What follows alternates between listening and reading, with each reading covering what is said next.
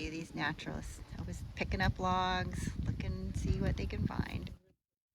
Evidence of life from a long time ago. These are fossil remains. You can see a little bit of an embedded shell there. These are fossils.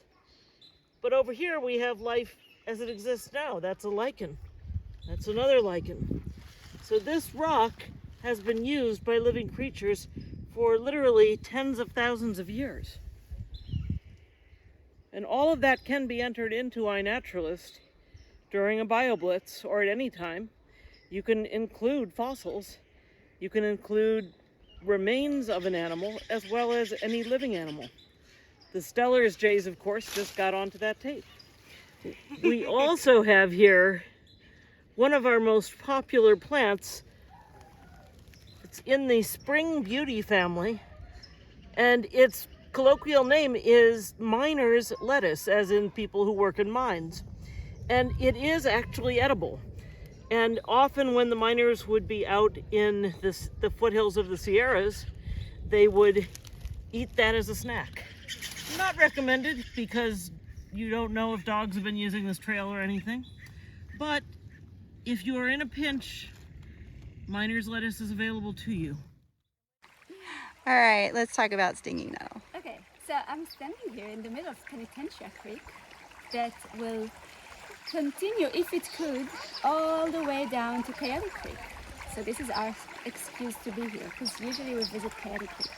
But we also really love Penitentiary Creek because it's so beautiful and a bit less disturbed than most places that we visit on Coyote Creek. So we find a little bit different things here than what we'd find in Coyote Creek. But one thing that we might find on Eagle Creek is stinging nettle.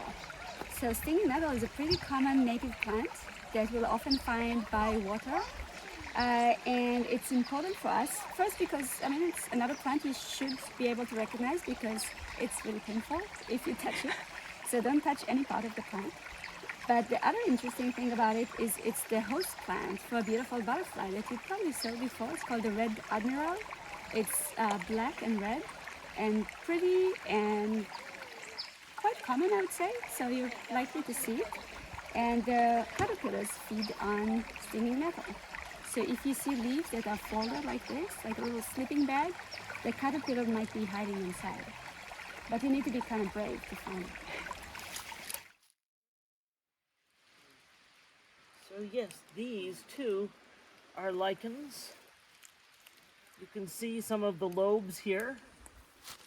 But what kind exactly, I don't know. And again, I bring out the trusty iNaturalist. This is stone. So it's possible that this is in the family called rock tripe. And in this case, I want to get both the top and the bottom. So I'm going to try to move one of these ever so slightly to get the bottom side as well. And sometimes that can help with the identification. So we shall see. But whenever you have a three-dimensional lichen rather than a crust lichen on a rock, for me that's even more exceptional, that something can find the ability to get water out of a rock. So I do like them a lot. So over here we see a very old log. This log is too embedded for us to move in the way we've been doing with some others. But like many old logs, it has a lot of mushrooms growing on it. When you see a mushroom that is growing right on the surface of a tree, those are called the polypores, or shelf fungi. And many people will just call all of these turkey tail, but that would not be accurate. There's many different species. Turkey tail is the most common, but this one is not a turkey tail. To do mushrooms correctly, you always need to get both sides. I think Joni Mitchell had a song about that. We're doing both sides now. There we go. One side. And then I look for a piece that's not in the best shape, and I take it off. And now I want to get the bottom side. And what I'm looking for is whether there are pores or not, or if there are gills, or as in this case, neither. What these are doing is they are hastening the decomposition of this old log. That is their job. They are decomposers. So here's that Pacific Sanicle, and it's got a lot of ants on it. Yeah, up that's near what the I wanted to flowers. actually take a closer look. The winter ants. The winter ants are on there. Okay, Mm. let's see if I can get zoom in on them. They definitely seem like it's winter since they're not moving a whole lot. But yeah. See the aphids that are over here. Usually, yeah, I mean, they won't be sitting just doing nothing usually. So these ants will provide protection. This is like the mafia. They'll provide protection to these aphids from predators like beetles, like lady beetles. But in return, they will harvest the honeydew, which is like the poop of the aphids. And aphids will feed on a lot of sugar rich sap or phloem of this one, more than they can digest, so they'll actually excrete the extra sugars. And for ants it's like a win-win situation, because they have to provide protection, but then they'll get this free supply of sugar. So you'll see them tapping with their antenna on the aphids, and the aphids like, I'm trying my best to poop. So here we have a fern, and you can see it's starting to get a little bit water starved. These ferns tend to appear effulgently after rains.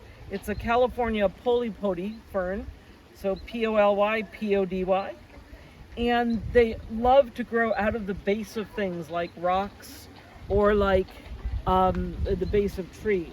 This is the California polypody, always worth looking for at a time like this. And then, right above its head, we have the beginning of a little Dudley, or here we go, this is a better one.